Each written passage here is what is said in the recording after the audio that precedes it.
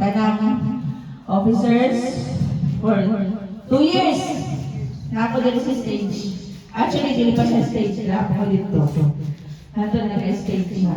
So, sige lang, dali lang 2 years. Kung pagbalik ko, napamutili, di ba? Dahil kay St. Jerwin. Yes, Britney! Sunod sa ako. So, kung sa inyo ko ka lang, inanap ko ka lang kay Jerwin. Okay? Ha? Again, thank you so much kay Titi, sa Barangay Ula, sa akong mga clients, dadan salamat yun. Grabe, ako po sa radyo na rin. Sige lang, mag-live na ako. Ikaw pa rin mo sabihin mo. Itawata mo na! Tama na, hilang na!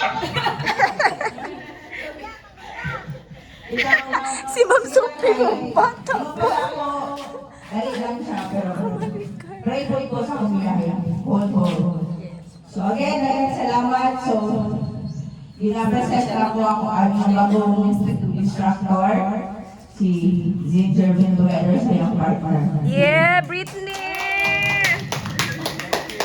Tapos na po isa mag-hosting kung gusto niyo, okay po na siya.